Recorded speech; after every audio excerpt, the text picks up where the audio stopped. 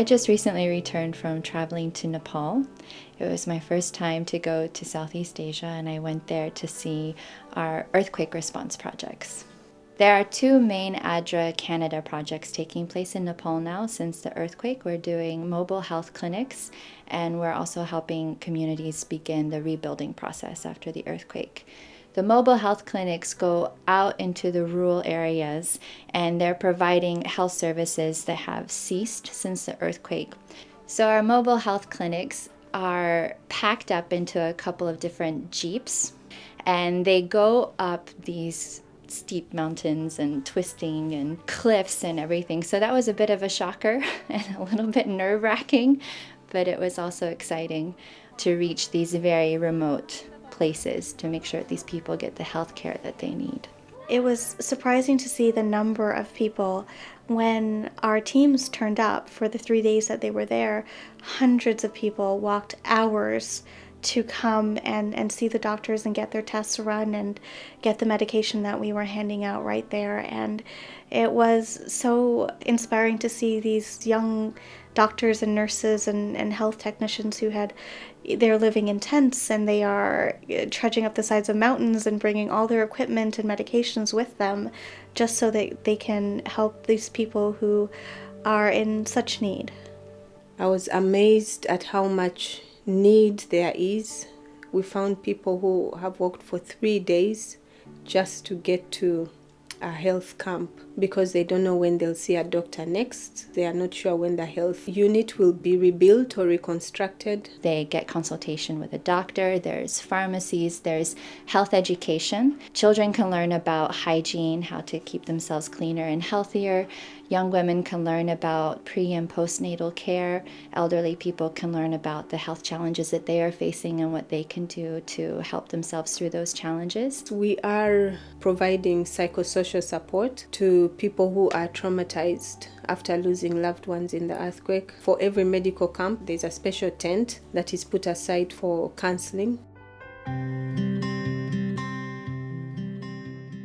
So in another section of Nepal, we're working there to help the people begin the process of rebuilding. We visited villages where 80 or 90% of the houses are in ruins, where people who are used to living in stone houses are now living in tin houses, and winter is coming and they're afraid of tigers and their sanitation and health issues, and we're doing our very best to start reconstruction and to help them as much as we can. We're also training builders to build in a way that is more earthquake resilient. So we're teaching them methods and supplies that they can use when building houses from now on that will hopefully withstand the tremors of earthquakes in the future. I think what stood out to me most about Nepal was the people. Looking at them, talking to them, I knew that they were facing some very complex and difficult challenges that made me so grateful for the life that I have here in Canada.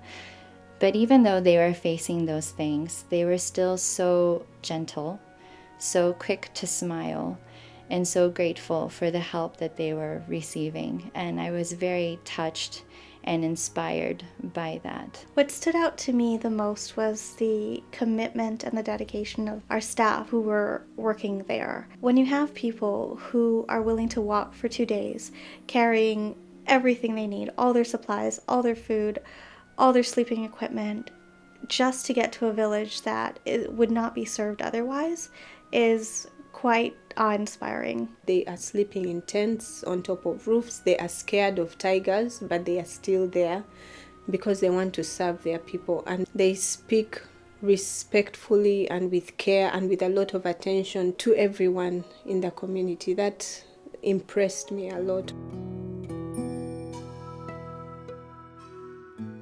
I would like to express my sincere appreciation to our donors. They enabled us to respond immediately to the communities that were devastated. When the earthquake happened, it happened on a Sabbath. And within hours, I had gotten the news out to our churches, and they responded immediately, which was wonderful. There was this massive, generous outpouring of support.